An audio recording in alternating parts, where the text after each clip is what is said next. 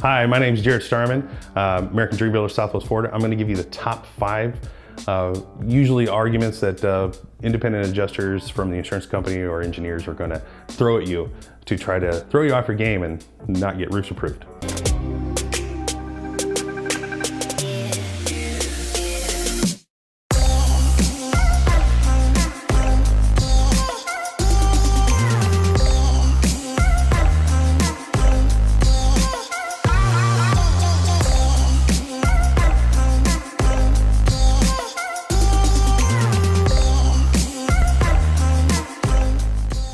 Hey, how's it going?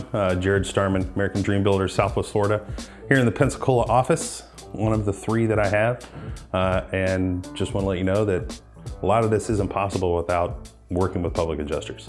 So if you haven't figured that out yet, you're in for a real treat today.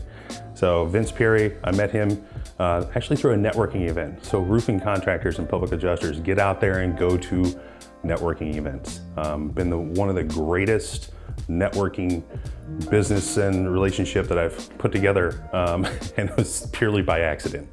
So without further ado, we're here in Pensacola and wanting to talk with Vince and go over a few things which were basic things that contractors need to know about and public adjusters need to know about. The contractors really do know what the damage looks like on a roof. And the public adjuster's main role is to apply the damage on the roof to the coverage limits in the policy. That is what makes the world go round in our realms of contractor and public adjuster relations, if you will. So, foot traffic. Foot traffic is one of those things where, I'm sure you're getting those foot traffic denials or, oh, no, that's foot traffic.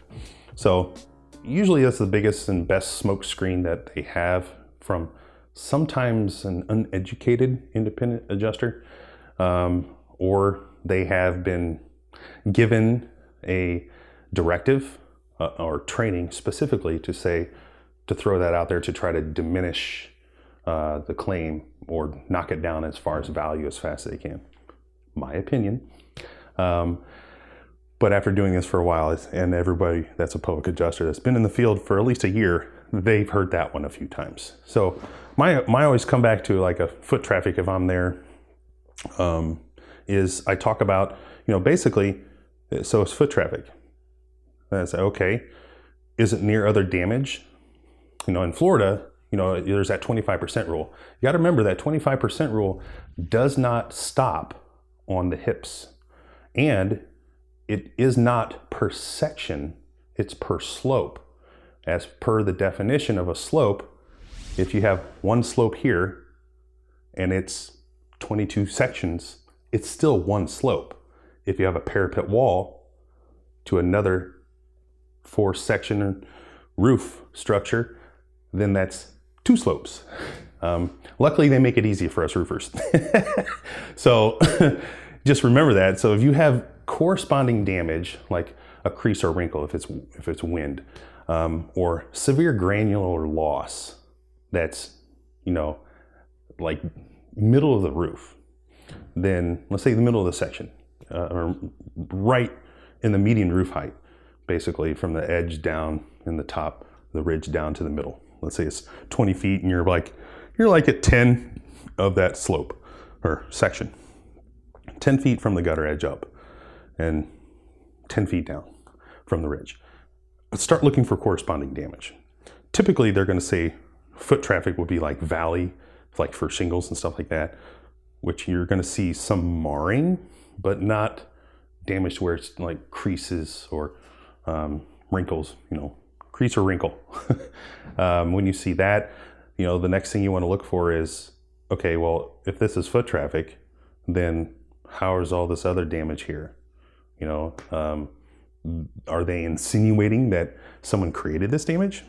They're going to try to throw out there everything they can to try to get it into your head or the roofer's head that it's a possibility that this could be foot traffic. So you have to be definitive in your answers when you talk with them and have really good facts. Like, okay, well, if that's foot traffic, Are you going to consider all the damage on the rest of the sections of this roof slope foot traffic? Because if so, how do you account for these gashes? How do you account for these scrapes? How do you account for the severe granular loss in a 110-mile-an-hour wind that came through with this hurricane? So you got to hit them with fact, and you have to make them question what they said, and you get them to answer. It's always fun to ask them to see if you can record their conversation too. They'll never let you. They've never let me. They've actually left, and I said that's fine. You know, and I had the homeowner out there once to do it. Repair versus replace. So repair versus replace. So when you're talking with somebody about specifically shingles right now, there's a 25% rule, and then they're going to say it's going to be repair. I hope and pray and thank the Lord and give high fives to the public adjuster when they say they're going to do a repair, because you know, if you know anything about shingles or tile for that matter, if they say repair, man, you're golden.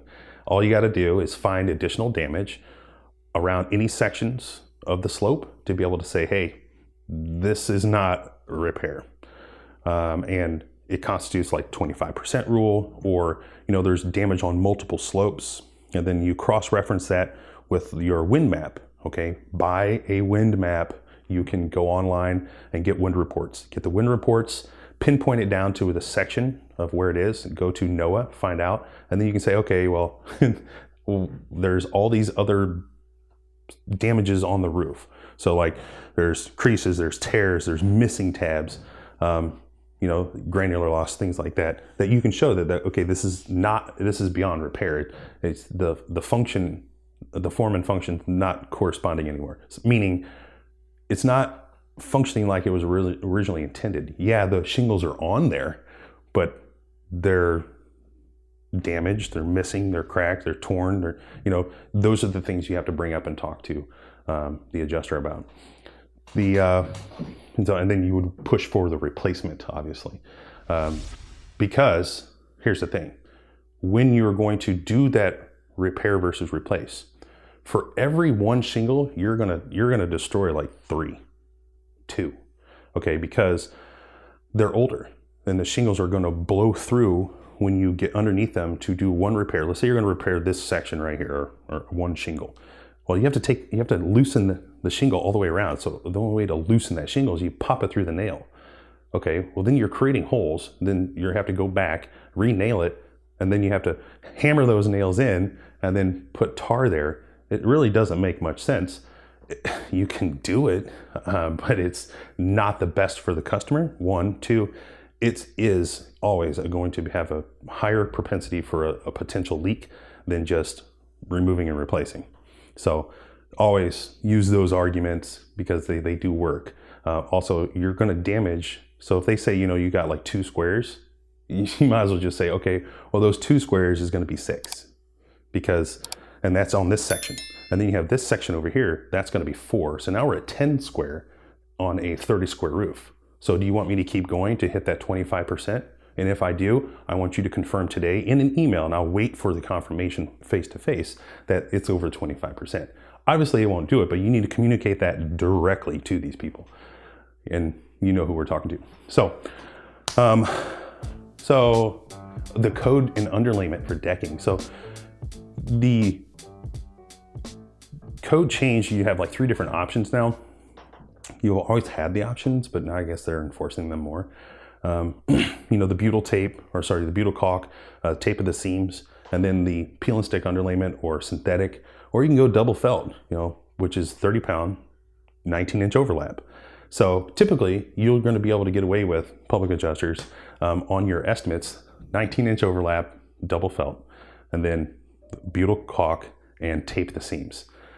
And the roofer, you know, basically should take that and say, okay, we can do all those things, or have the homeowner sign off on putting peel and stick down. It's better. It just seals the entire roof. You know, as much as I like people, I tell them, look, I'm going to put peel and stick on the whole thing because I don't want to come back for a leak. It just makes it easier for us on the install. But that's mainly for the underlayment, and in order to get that pushed through, there's specific codes in Florida Building Code. So if you haven't looked these up and created a file for yourself, by the way, that's all I've done.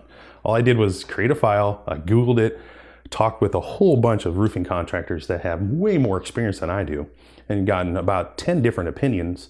But ultimately, it's whatever's going to be easiest and cost effective. And then, you can actually, as a roofing contractor, we can actually, come back to the customer. If there's a price difference, say, look, I can upsell you this, or we can do this. It costs more in labor, or we can just buy this other material, if there's a shortage of funds from the insurance company. Most customers want the peel and stick. It's really simple. So on to like sheathing, okay? So the sheathing, if you're gonna try to get a redeck, which is great money, you guys, public adjusters, you really gotta know non-nailable surfaces. So a non-nailable surface is any type of decking with with a 1/4 inch or more, and it doesn't have to be consistent everywhere. It needs to be in a few places. Reasoning behind the argument to the internal desk adjuster would be, look, how are they going to pass a in-progress or mid-roof inspection in order to get a hurricane mitigation roofing affidavit when I have to prove that it was re-nailed? What if that nail is right between that 1/4 inch gap? That right there fails the entire roof, according to the county.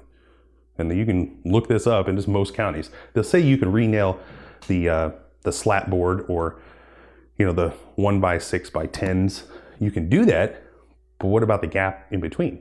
If it falls in that 6-inch gap, then you did not re-nail it according to code. So you find the 1/4 inch gap in multiple places all over the roof, and take pictures of it, put a tape measure on it, write the name down of the property on the wood. If you got a longitude and latitude, I would put that on there too, so there's absolutely no doubt of where you are, and then push for the entire roof to be redecked. Now, you can't go over it because you have to re-nail on center, and the weight of that additional wood may not be rated for that truss. So it's easier to take it off and put it down new, okay? Make sure you use your hurricane clips. And then tile. I love tile. I miss tile. I wish there was more damaged tile. So on the wind lift, so when you're talking with a independent adjuster, a desk adjuster, or even an engineer, if you're there and you don't have an engineer to show up and you're talking with an engineer, get the engineer to talk about what wind lift is. Oh, they love talking about that kind of stuff. And as soon as they start talking about wind lift, and or even if they don't, you talk to them about the wind lift, that how it basically, one tile it impinges on the other, and when it does that, it creates a prying action, on the screw of the nail. Well, during a windstorm, like hurricane or something like that, you have the chattering or the vibrating, as people, like a lot of the roofers call it. After review of so many engineering reports, the engineering term is called low cyclic fatigue. So low cyclic fatigue is a constant steady vibration, like with a wind, that actually vibrates the screw or the fastener. Another really fun fact on that too is there's a code that says that fastener has to be so many inches down into the truss, or actually through the wood. So you have two bullets for the insurance BS gun. So you can say not only was it low cyclic fatigue, which is accepted, they know it happens. You can show the lift by using a scale that shows weight. And you must note though to the engineer that in like Miami-Dade County in Florida, there's only one test that they have, and it's not approved literally anywhere but in the lab setting, of basically having one tile lift up according to a certain amount of pounds per inches. So it's like, let's say it's 19 pounds. So if you exert 19 pounds on a tile, it's not supposed to move more than 2 inches. So if it does, well then it has been somehow damaged, because that fastener should hold it. So if it passed inspection, then it was installed correctly. So you have that to back yourself up on. And then when you show that in the field with an engineer present, this is how I got a lot of them approved. I say, hey, look, I'd pull up like upside down like this, show 12 pounds of pressure. He's like, yeah, but he goes, you're lifting at 2.5 inches. I said, I'm not just lifting one tile though. I'm lifting 3 tiles, 2.5 inches. I said, you actually can go up to I said, I'll go up to 15 inches and it goes up to 3 inches of distance from this tile to the one I'm lifting. And so that gets a lot of them approved. So just kind of keep that in mind. Those are the top 5 things that adjusters, public adjusters, and even roofers should be looking for. Remember, roofers, don't talk policy anymore. As of July 7th, there's a big rule change coming that everything has to go through a public adjuster. And if you don't, it's a $10,000 fine, and they'll come after you. And then when they come after you, they will come after you and put you in jail. So make sure if you're not talking policy, you're just talking damage, because that's what we get to do as roofers. Leave it up to the public adjusters to talk applying the damage to the coverage in the policy. Those are basically the top 5 things that you want to look for and argue and point out to engineers or independent adjusters or desk adjusters. So I'm Jarred Starman, American Dream Builder, Southwest Florida. And you can reach me at 239-888-7959 or on the web at www.adbfl.com. Thanks, Vince, for having me on the show. Always a pleasure.